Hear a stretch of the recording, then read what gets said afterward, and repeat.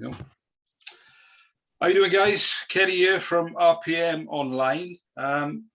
It gives me great pleasure to say that I'm having a chat with someone who I'm lucky enough to call a friend, Mr. Chris Dale. You probably know him from Atom Seed. He played bass for that band. He was in new wave of British heavy metal stalwarts Tank for a little while. And he's got another band called Sack Trick, which are totally up there. They're like his Mr. Bungle. That's the only thing I can describe him to, really. But you probably know him best for his work with a certain Mr. Bruce Dickinson, who sings for another band, some other band. I can't remember who it is. But anyway, I'm just talking to Chris today because he's done this amazing book. I've got a copy here, as you can see. There it is. And it's a big old thing with lots and lots of pictures. I'm not going to go into too much detail with it, but it really is something that every Iron Maiden fan should have. I've read it. I'm biased because obviously I'm in it a little bit. But yeah, it's an amazing read. And I just wanted to have a chat with Chris really about, what the thought process was behind this book. And, why did you do it, Chris? What was the reasoning for doing this book in the first place? Here we are. Well, so lovely to be on your show, first of all, mate. It's fucking great to see you, as always. And you? Yeah. Do you remember, I don't know how early you were in that Facebook group, but yeah, I started a Facebook group, about the whole Skunkworks period. And it was really just for sharing some photos and some old demos and stuff like that. Because I remember me and Alex Dixon were sat around one night and we were listening to some Kiss demos, as you do. And it occurred to us that, you can find a load of Kiss demos online. You can't find any Maiden demos. They've kept it really tight, Yeah. Obviously, they demo tracks. Obviously, they have rehearsal tapes, but you never get to hear any. Yeah, that's a good point. We were just laughing, me and Alex, going, do you know what? We've got all this for Skunkworks. We've got all the rehearsals. We've got all the demos. We've got it. Why don't we share it? Because what are we doing? At the end of the day, you've got all this stuff stuck on my shelf. I'm only going to get to die and get stuck in a box at some point. What's the point? It's not a big secret that demos were made. No. And the same with photo albums. We took tons of photos on those tours, and the same with silly rock and roll stories, I was just, why have we got all this? Why aren't we putting it out there? So that was part of doing the Facebook group. And then from that group, as you saw, loads of people coming in with way more questions than I was thinking of, asking all sorts of obscure stuff, and then coming in with their memories of the gigs themselves. And it's like when you're a youngster going to one of your first gigs and it's a massive memory for you. Yeah. And so I loved the way other people were coming in with stuff. And I thought, this is the way to do it. Rather than an autobiography from me where I just tell you what I think, it'd be far more fun if we have the fans coming in and other musicians and Jack Endino, our producer. Yeah. And you obviously were in whatever opening for us. And so your view of those dates was a bit different to mine because you obviously saw different sides of it. And I think there's one bit where you're mentioning, as a support band, you're waiting around for hours for Bruce to turn up and sound check. Yeah, we were. From our point of view, we were just a bit bored waiting for him to sound check. But we didn't have the same impatience as you, because you're thinking, shit, we're not even going to get to check before the doors come open. I don't think we even had a line check at that particular gig I was talking about. I think we were literally just pile the gear on and play. Just it on. Yeah. But that's a slightly different aspect from my memories of that gig. Of course. And then it was the same, someone in the group asked, what did you think of Halloween? Because of course we supported Halloween around Europe. And I thought, I don't think the question should be what we thought of Halloween. The question should be what Halloween thought of us. Yeah.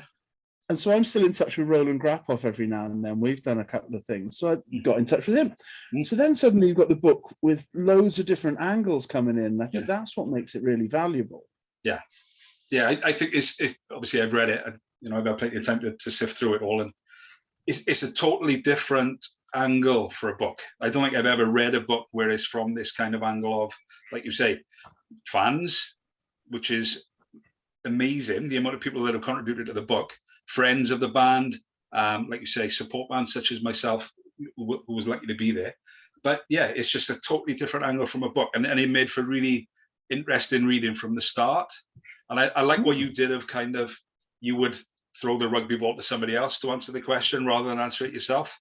rather than, you know, you make yourself in a little bit of trouble answering it.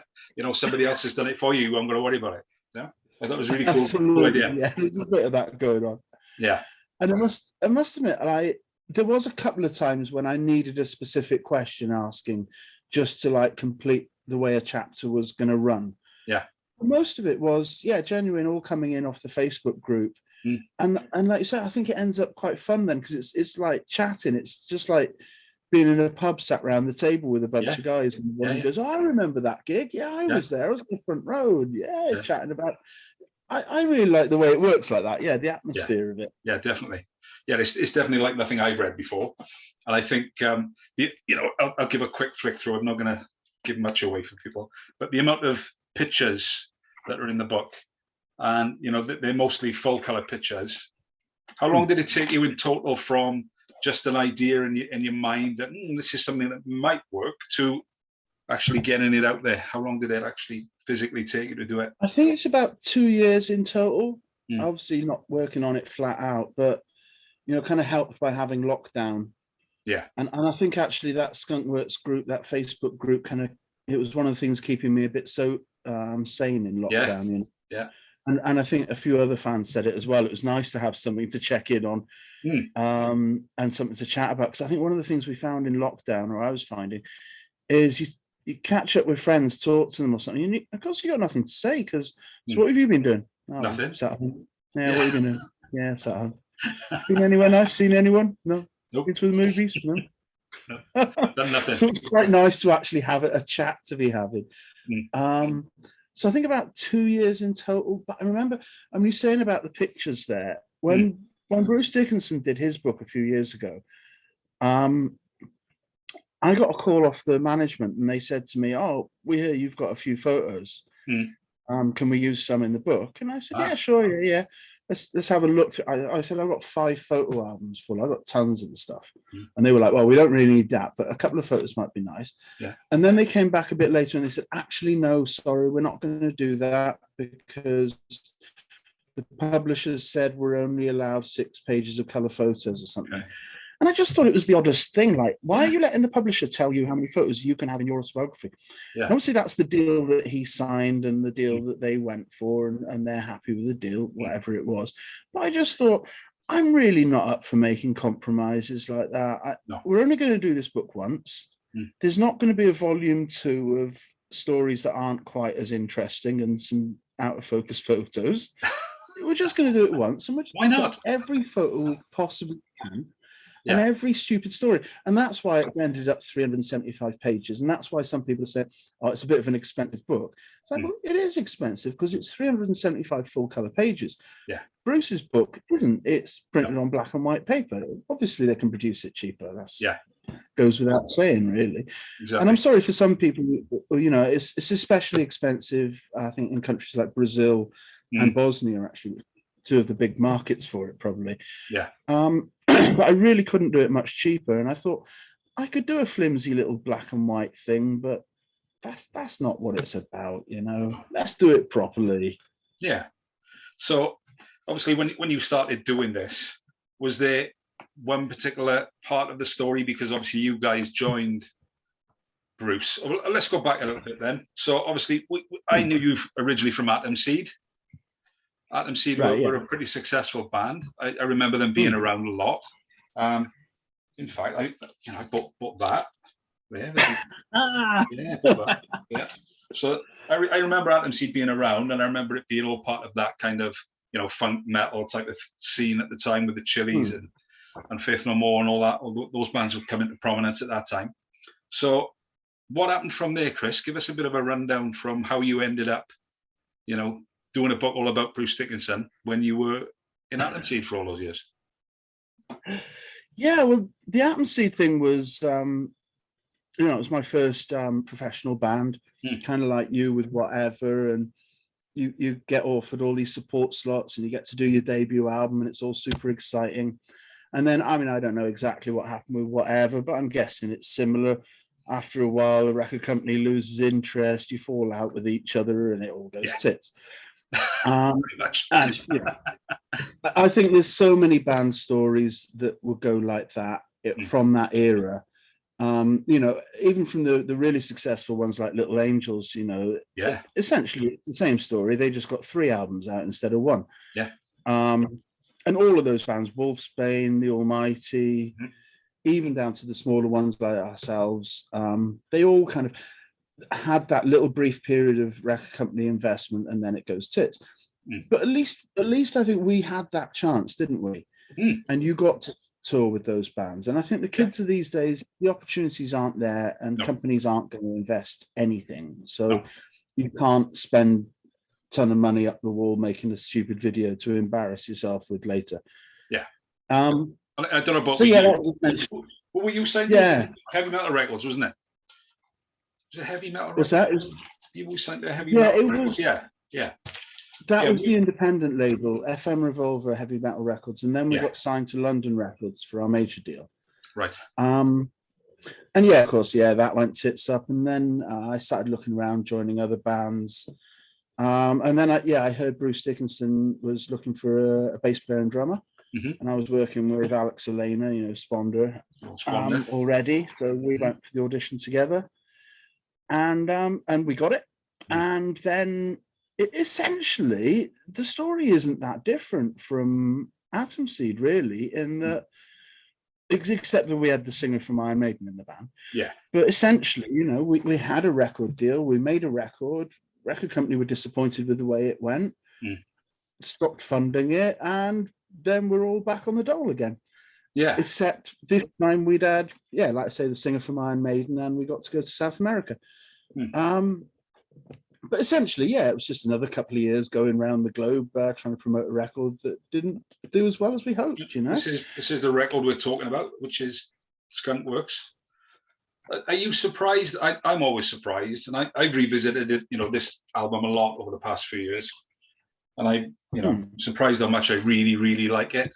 And I know I liked it at the time. Obviously, when we were out with you guys, I thought, wow, this is different, because I remember we got the Bruce Dickinson. We're supporting Bruce, and I was like, yay! But is it going to be dragons and dungeons, and you know, is it going to be that stuff? Because I don't really. You know, because I'd gone off Maiden by Fear of the Dark, I was like, I've gone right off them. But he was a massive hero of mine before that. So I was elated, but at the same time, I was very dubious about what it was going to be. And we were all really pleasantly surprised, because all of us in the band were a little bit like, oh God, Bruce Dickinson, you know, what's this going to be, you know? You know, we expected little Stonehenges and stuff, you know? It could have happened. It could have, couldn't it? Yeah. But no, this record is, I think, do you find it interesting, the amount of interest that's happening in this again, all this time later? Yeah, it's a funny one, you know. I mean, it's brilliant that people are discovering it again, and that it's been re-released on vinyl and stuff like that, and that it's still out there and that people can still get it. That's all lovely. But it was strange at the time, you know. I think, you know, you were in the minority, and that by the sounds of it, you actually wanted Bruce to do something different. Yeah. And there were fans like that, but the vast majority really just wanted him to carry on playing Iron Maiden, Iron Maiden, Iron Maiden. Which was a shame, because he left Iron Maiden because he wanted to try something different. And we did try something different. And I think what I like about that record, I mean, obviously it's got some very personal memories for me making it and stuff. And I do think the songs are top quality. You know, Alex Dixon was an amazing writer. Absolutely. But one of the things I really like about it is you can actually hear Bruce's voice. Like, you know, there's some songs, you know, like Strange Death or Rescue Day or something, Dream State, where it goes really quiet. You know, we're really holding back as musicians. And I think with Maiden, you know, it's full on gallop with super loud bass and 3 guitars, and the drummer's on the ride the whole time. It's clang, clang. You can barely hear any vocals after all that lot. And that was one of our aims with the album, was to give him some space, you know, as an artist, you know. And so that's what we did. And I think we kind of highlighted his vocal rather than showcasing ourselves, you know. Yeah, I think from listening to it again recently, I think that was the best his voice sounded was for that period of time. What would he have been, in his 30s at that point, I would have thought? Yeah. Mid to late 30s, I guess. Yeah. Yeah, and I think that was for me, and obviously I was a big Maiden fan, but for me, I think he sounded at his most powerful. And if you go back and watch the Skunk Works live video, which is on the anthology DVD, which I've got somewhere, he sounds amazing on there. Amazing. Obviously, the band sounds great, but his voice sounds incredible. Absolutely. I mean, I think a few things there. I mean, one that, we were holding back a bit, but also, Maiden were using the same sound engineers and the same producers all the time. Yeah. And of course, now he's got a different producer, Jack Endino, who's a completely different approach from what Maiden producers were doing. And it is a different chance to hear him. And I think as well, although some Maiden fans were a bit upset at the time, I think looking back on it, they got the best of every world because they got to hear Bruce do something different. Not just with us, but also with the Roy Z albums and stuff. It's quite different from Maiden, even when he went heavy again. They also got to see Bruce play in some really intimate small venues, which they wouldn't have got to see if he'd stayed in Maiden. They also got to see Maiden play with Blaze in some pretty small venues. Yeah. I remember going to Newport Centre. Newport Centre, best venue in the world, isn't it? It was. It was. But it was certainly pretty close up way to see Iron Maiden. I saw him twice in there with Bruce, actually. Oh, really? Oh, wow. On the Seventh Son tour, they took the full Donington stage show in there. Did they? And then No Pray for the Dying tour, where it was a lot more stripped back for that one. Yeah. But yeah, seen so many bands in there. So many bands. What an amazing cool place. Yeah. But also, like, you got to hear Maiden, like, suddenly challenged by, you've got a different singer, you've got to work differently, you have to make something different happen here. Kind of like they did when Bruce joined, from how it's different with Diana. And so fans got to see and hear that. And then, best of all, the whole lot reunite with Adrian and Yannick and Dave at the same time. Exactly. And that was a really unique time for Maiden fans, because thinking about it, if they had carried on the same all the time, you would have just got some more Maiden albums, probably deteriorating in quality each time. Yeah. And where would we be up to now? Album 30 or something with the same lineup. And and for me, when as soon as Adrian Smith left, for me, it just went. That's in my opinion. It kind of went downhill from there, really, for me. But yeah. I think they've underestimated his role in that band. Oh yeah, absolutely. In fact, I think the whole focus of Maiden seems to be on, Steve and Bruce all the time. And I think there's two other people that really should be credited, or three actually, with Maiden's success, and that's Rod Smallwood for being, an absolutely dedicated and exceptional manager. Completely dedicated to the project. I don't know if I've ever met anyone like him that will support their band to that extent. Adrian Smith, like you say, I don't think people really realized what he was doing in that band until he wasn't there. Don't know what you've got till it's gone, as Tom Kiefer once told us. Did. And the other person who I don't think gets enough credit is Derek Riggs. Of course, yeah. Without that imagery, without that Eddie and that artwork, which is so distinctive and so recognizable, would the band have taken off? Because it was kids just wearing those T-shirts constantly, wasn't it? Yeah, I think that's one of the things that got me into Maiden, was seeing people wearing these T-shirts and going, what's that all about? Getting curious, Yeah. I mean, I see the Motorhead poster in the background there in your room, kind of similar with Motorhead and the way their artwork worked, but equally you're wearing an Anthrax T-shirt, and Anthrax's artwork, it isn't as instantly recognizable. No. It does change. There isn't a brand. They had that Mosh character. They dropped it. But Maiden's identity, I think, has always been absolutely key to them. Yeah, and I remember vividly, when I first started getting into metal, it's the classic story of 2 doors up, my mate's older brother, he had a big old record collection. And I remember going through it, and I was like, what's this? He pulled out Killers, and I was like, what is this? And then we spun it over and saw the image of the band playing, and I was like, what is it? And I said, I'll do you a mixtape. And he put some Maiden on there, some Dio and some Rainbow and UFO, and that was it. Game over. Yeah. But yeah, that imagery is everything. And like you say, when Derek Riggs wasn't doing it, it didn't seem the quality it was had gone, hadn't it? No, totally. Yeah. And then Derek Riggs did Accident of Birth for Bruce, and that didn't kind of cut it for me either. No. It certainly was that classic Maiden period, I think, that worked for them. Yeah, absolutely. I think there's a little bit of trivia I'm not sure you know, but Anthrax Stomp 442 album cover. Oh yeah, with the ball. Yeah, that was done by Storm Ferguson. Oh yeah, and that design was originally intended for Balls to Picasso. Oh really? For Bruce's album, yeah. That's why it is an abstract ball. Yeah, what Picasso would do with the ball. Yeah. And for some reason, I don't know what the reason is, but Bruce didn't go for the artwork. All right. So he had it lying around. And when Anthrax turned up and said, "Hey, we got this new concept, man," Storm just passed him some artwork that was already done. There we go. Secondhand.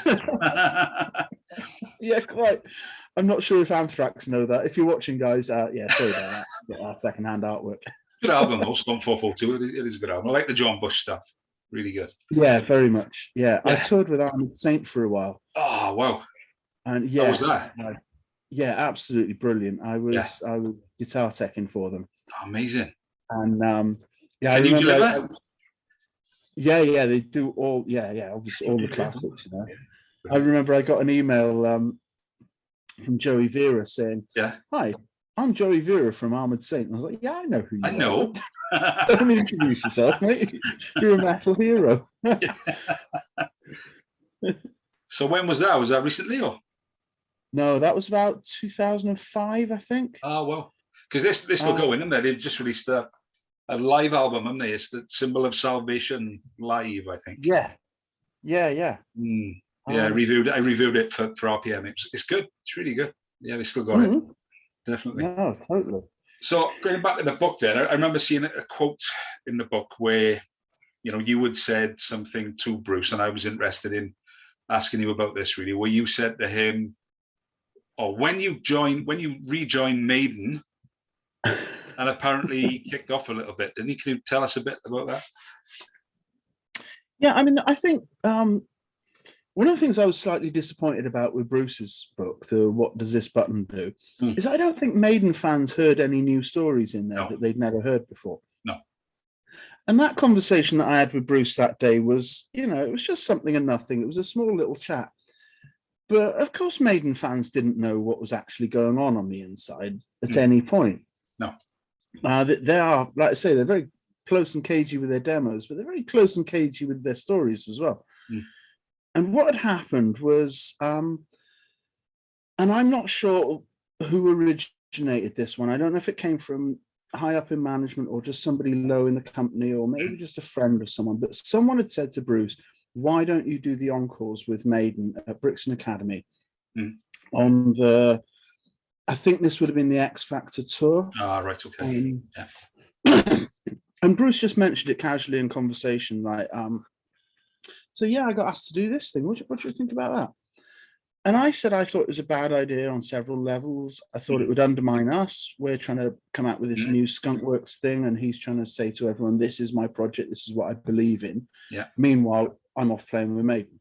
I didn't think that would go down well. And also I thought it would undermine Maiden because, I love Blaze as a mate and a singer. I've known him for years, like supporting him with Atmosphere and stuff. But the simple fact is that Bruce's range is like way beyond Blaze's, and also the fans' dedication is to Bruce. And they got this new singer, and the first day you bring him in, you also show the old singer. Yeah. I thought it would undermine Maiden and undermine us, and so and confuse the fans. Absolutely, yeah. I mean, they were confused enough anyway, I think, without our help generally, but they were like that.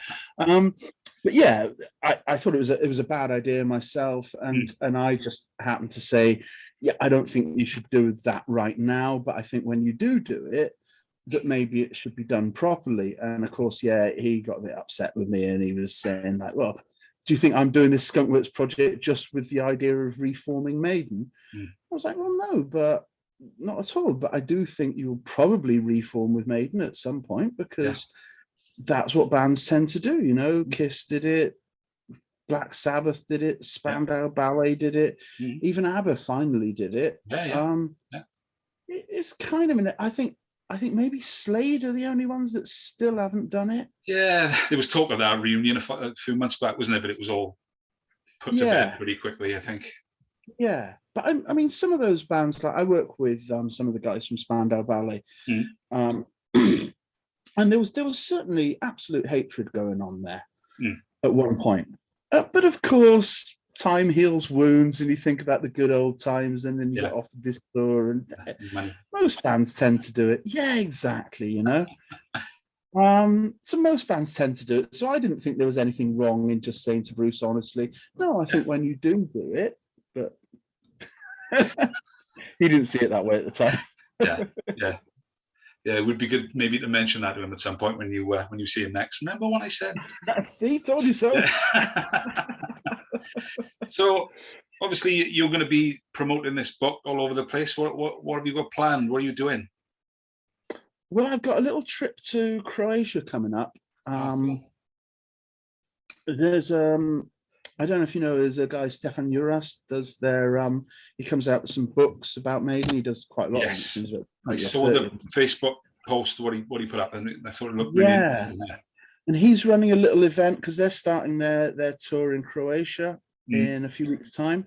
So he's running like a little pre-fan club event where people can come along and hang out. And also he's been really amazing helping Paul Di'Anno get back on his feet with the aid of, Croatian hospitals, because of course, as you yourself know, the UK has run down our proud NHS to the point where we can't help our sick. So thankfully, Croatia is the place to go for Paul Di'Anno. So Paul's been out there being helped get back on his feet. Oh, cool. And I'm going to pop over there for an evening, a couple of evenings probably. Amazing. Have a few beers, meet some fans. Sounds good, laugh. And then I've got another one of those up in Helsinki, in Finland, coming up after that. Oh, amazing. And again, for me, this is all just, it's good fun. I mean, I do talk a little bit in the book about what it was like for Bruce dealing with fans. I think it was you asking that at one point, like, were fans getting in the way and stuff? And Bruce does get a lot of obsessive fans, it's true. But my personal experience of fans is always just fun, like mates hanging out. And that was the whole fun of the Facebook group and writing the book with the fans, It's not like anyone's stalking me, I don't think. I'm checking out my window. I don't think anyone. Has it got a bit out of hand though? Because I see that there are people posting on, they constantly asking, Chris, what about this? What about that? Can you answer this? Can you answer that? Does it get a little bit? Oh God, No, never. Because I mean, that's one of the wonders of Facebook is if you just want to break from it, you just don't have to look at it every day, Exactly. And admittedly, there was a few times in lockdown where I was like, guys, I'm just going to take a break for a few days and we'll come back and it's all fresh. It's all fine.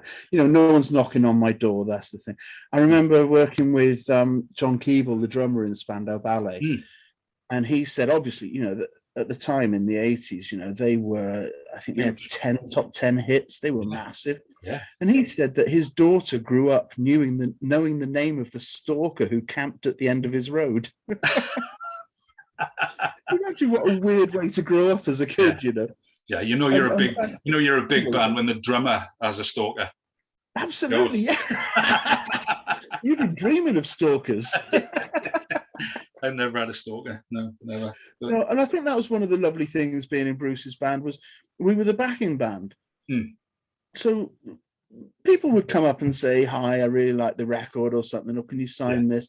But there would never be that obsessive thing that they would follow Bruce with. So for us, it was all really relaxed. And, someone offers to buy you a beer and it's not the end of the world when that happens. Is it? You can live with that. Yeah. Yeah, quite, Yeah, I found so if it happens to be, or for all the fans out there in Croatia or Finland, if you want to buy me a beer, I probably won't say no. Yeah, but just for you to be aware, people in Croatia, Chris is very picky with his beer, as I've found in this book. Very picky. You can't just be rocking up with a Heineken. No, that's not going to work. No. But in Croatia, they've got some seriously good beers. I'm looking forward to the Karlovačko over there. I did have to have a word with them. They were saying on this event, obviously for Maiden fans, they're saying, we're getting Trooper specially imported for the... And I'm like, yeah, great, but I want some local Croatian stuff. That's why I'm coming over. Yeah, stop putting money in their pockets. They've got enough. Nice. Bloody hell. Yeah, exactly. So are you doing anything band-wise at the moment? I talked about Sack Trick earlier. I've got the CD there. Oh, yeah. Yeah. So are you guys doing anything? Is there anything on the horizon with Sack Trick, or is everything kind of on hiatus at the moment? No, with Sack Trick, it's always just one gig a year now in Denmark. That's it? No more? Christmas party in Denmark. Yeah, that's what it is. Yeah. And I think we're in a beautiful and blessed position whereby, we came out with a few crazy albums 20 years ago. And the fact that we've had a residency at a Danish club for 20 years is ridiculous. That's a total blessing. That's a wonderful thing. Yeah. Apart from that, I mean, do you know, I'm certainly out of the thing of wanting to join an up and coming band and check out our demo and shit like that. Yeah, That's yeah. not happening. I'm well up for coming up to your little event in a few weeks and having a jam though. That'd be amazing. Top. Yeah, if you can make it, that'd be awesome. Yeah, that sounds good. See, things like that I prefer to do. And I'm playing some gigs with Eric Martin, the Mr. Big singer. Oh yeah. In August. I've been playing with him a few years now. Are you doing the Swan? Is he doing Swansea? Are you doing the Swansea one? I'm not sure exactly which shows I'm doing yet on the list. I need to look at them and go through them with him. Well, let me know. I might pop up the Swansea one. It was funny enough, actually. It was Armoured Saint recommended me onto Billy Sheehan's lot. Oh yeah. The backline technician. Then I worked for Billy as a backline technician. What was that like as a bass player? Oh, as a bass player, obviously it's dream come true because you get to hang out with him all the time, play his basses all the time, change his strings. You get fully in there. It's like he's doing some like one-to-one lessons these days where you can meet up and have a couple of hours with him. I had months with him, just me and him in the back lounge of a bus, just going through absolutely everything. Wow. And also, I remember when I was, a fan reading interviews with Billy, and he would talk about his equipment and how it worked. And I never really understood what he was talking about exactly, like the nuts and bolts of it. But as his backline tech, well, I have to understand it. That's my job. So I got to sit with him and say, exactly what is this doing? And he'd go, oh, well, it kind of comes out here and goes there, and we use the effects loop. And I'm like, no, I need to know absolutely everything about this to make sure I understand it. And so I did. And then I did all that with his playing as well. And sometimes I'd go up to him, with a bass on and just like, please show me that part. I've never been able to work out that little bit in that song. And he'd show me, be really patient with it. So it was effectively like one-to-one lessons for months with Billy Sheehan. And it helped my playing, I must say, a little bit. I've got a bit of a love-hate relationship with Billy Sheehan because one of the first bands I was ever in, the guy who played bass for me, he's still really good friends with me. I can remember vividly that he would take the needle off and put it on, the bit in Shy Boy, David Lee Roth. That bit. Oh my God, I must have heard that about 1 million times. You just go back, back. Oh, so yeah, whenever I hear that, I'm like, whoop, skip the track. It gets a bit much after a while. Oh my God, but after working with Mr. Big, then I ended up, friends with the whole band. They're all absolutely lovely, but especially with Eric. And then he started doing some UK shows, and he was funny at first. Like, he just said, "I'll just bring your bass along, and we'll just jam through some of the songs." Yeah. No, I'm not just roughly jamming through Mr. Big songs. They don't work like that. No. People are watching. Give me a set list, and I'll learn some songs. So that's what we do now. And I just come along and have a jam with him. And it's it's a fun thing, and that's really where I'm at with music. If something's fun, I'll do it. I think what kind of ruined music for me early on was ambition. You get told by the record company and you're promised that you're going to be big and you're going to be massive in the States and this single's going to do this. And then when it doesn't happen, it's kind of crushing. And then you do it again with another band and you get told a load more stories about what could potentially happen. And then, of course, you get dropped and it doesn't work out. And then you join another band. And one of the things when I joined Tank, they said they said, like, we've got some summer festivals coming up in Europe. We've got some pretty big festivals. And I was like, okay, that sounds good to me. I like doing metal festivals in Europe in the summer. I said, obviously, have we got beer on the rider? And they said, yeah. I said, okay, that's good with me. I'll join your band. And they said, well, the thing is as well, we've got this interest from this record company, and they say if we do this, and we've got this booking agent involved, and if we get in touch with them, then we're on this level with. And I was like, no, stop. I'm just not interested in those kind of vague promises about the future. No. Let's take it one step at a time. Let's go over this one more time. Are we playing European festivals, and do we get free beer? Yes, I'm in. When it gets more complicated, and of course. I'm not a Nostradamus. I can't see into the future, but I was totally right. We didn't get the big record deal with Tank. We didn't get the hit single, but we did get the European festivals and the free beer. So it was a win-win for you.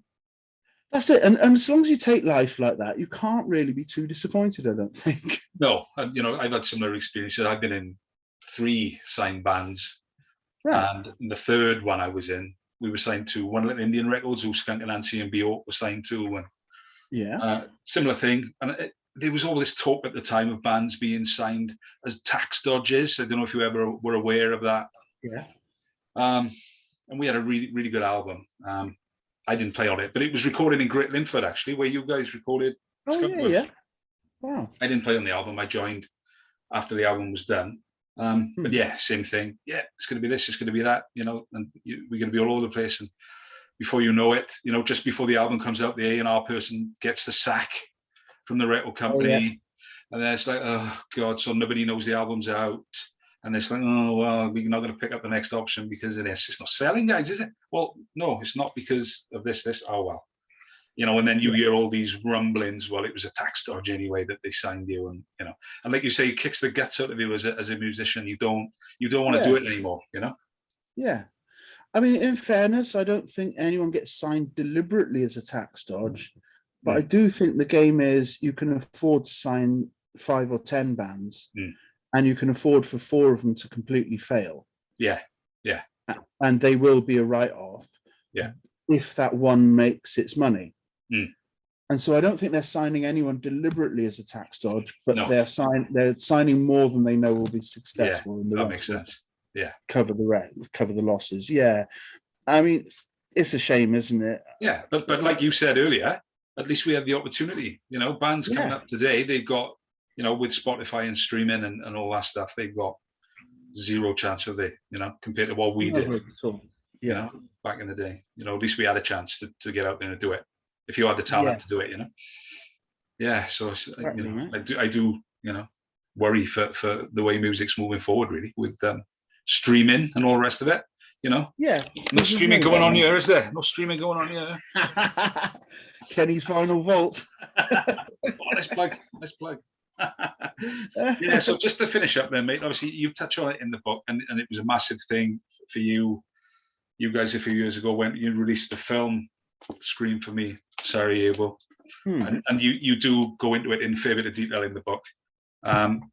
Just give us a little rundown on how you feel about everything that's going on in the Ukraine at the moment, and how that's bringing things back to you. I would imagine it's not good, No, it's clearly not good. And yeah, having seen Bosnia in 1994, obviously we'd seen it on the news, but when you actually go and see it in person, it is a little bit more shocking.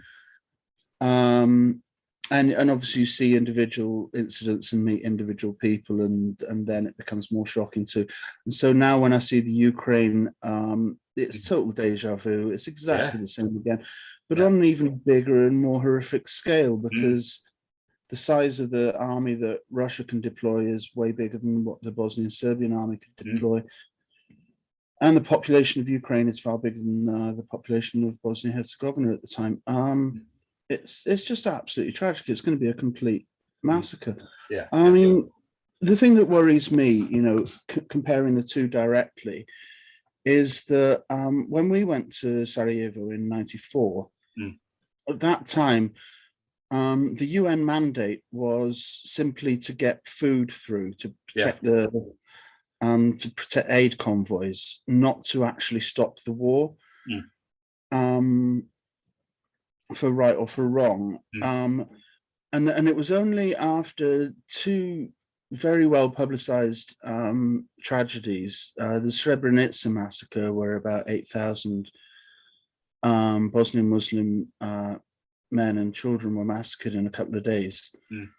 That caught the world's attention. And also the Markale market bombing, where a marketplace in Sarajevo was bombed while people were shopping.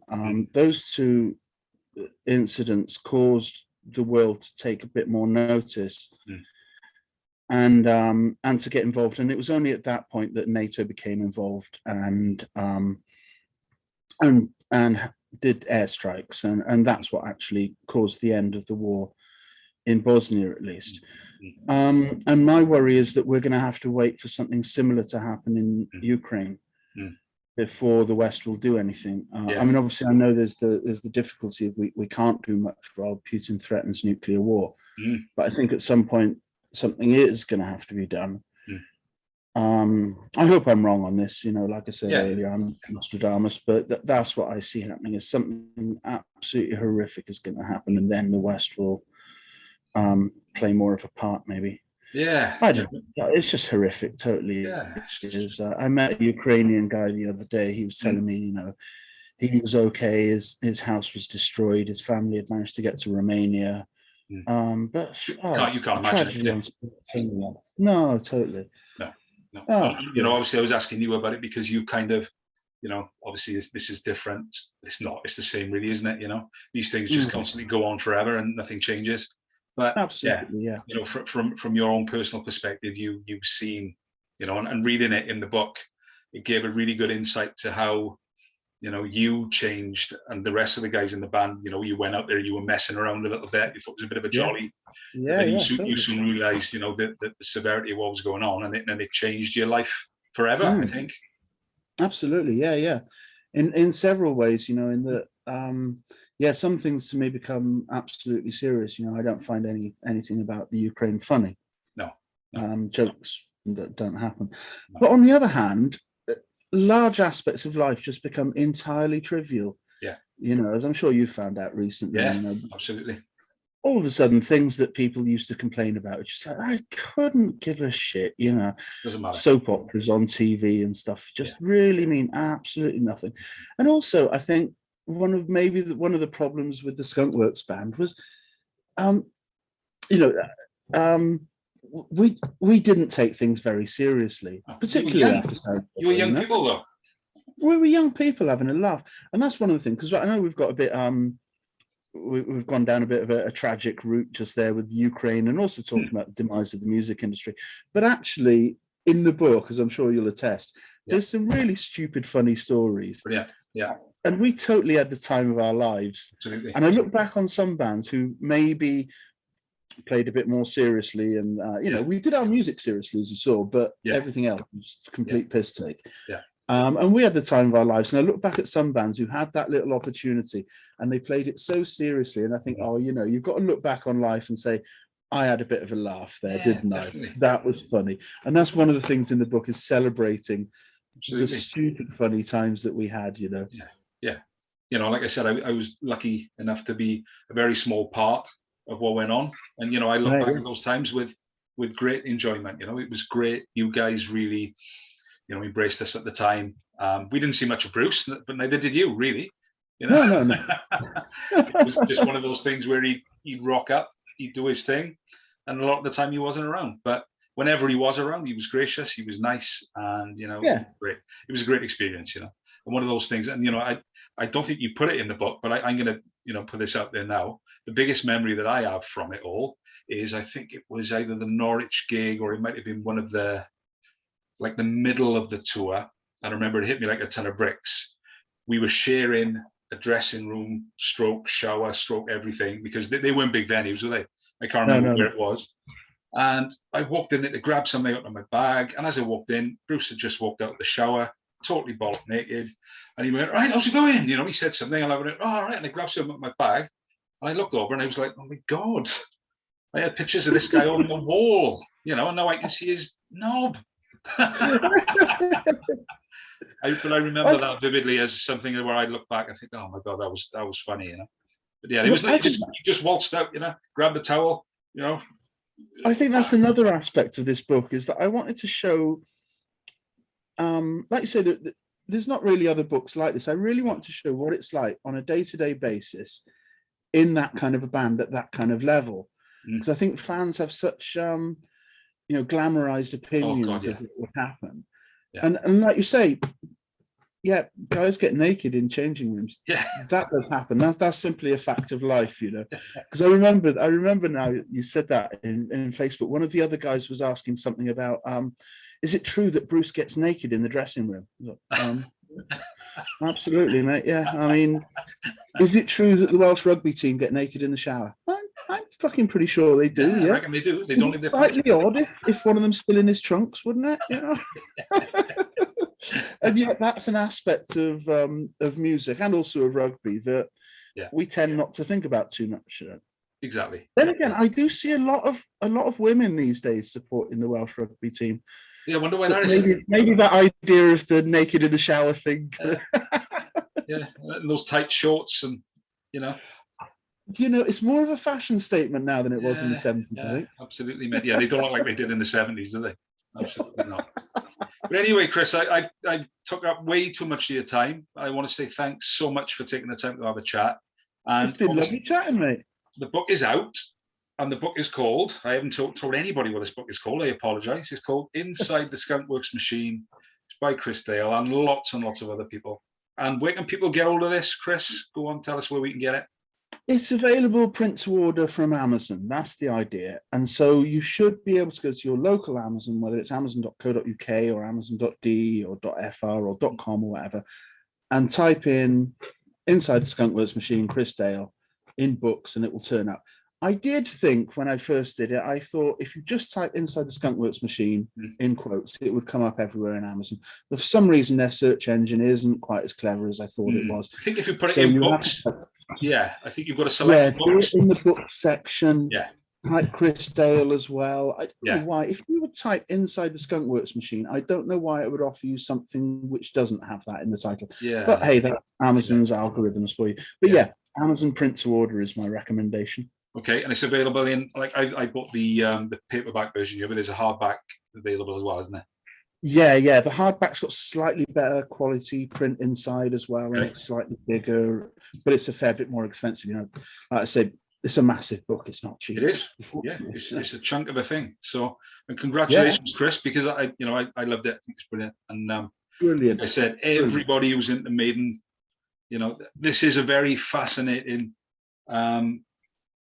This time around Bruce's career, I think, is probably the most interesting. I think he was doing things that were totally out of the box at the time, like you said earlier. And I think it's a fascinating read to see where people were at this time. Obviously, with the grunge thing kicking in and everybody changing what they were doing, it's really. And also Bruce having like complete creative control in the way. Although we were writing the music, he got to choose what was going on in photo sessions and in videos and the way he wanted to present himself in an interview or something. And in Maiden, it was always a compromise between them, obviously, and maintaining the Eddie image and stuff like that. And this was really Bruce going out on a limb and just trying something. Very funny times. Yeah, definitely. Like I said, it's a really interesting insight from, everybody was there. And people who weren't. It's really good. It's a really good read. But thanks, Chris. Thanks for your time. No, thank you very much. And I'm going to let you do what you need to be doing. But hopefully I'll catch you soon. If you're going to be popping down to that gig, that'd be amazing. Awesome. Thanks, Chris. I'll see you soon. All the best, mate. Take care, mate. Ciao, buddy. Ciao, man. Bye.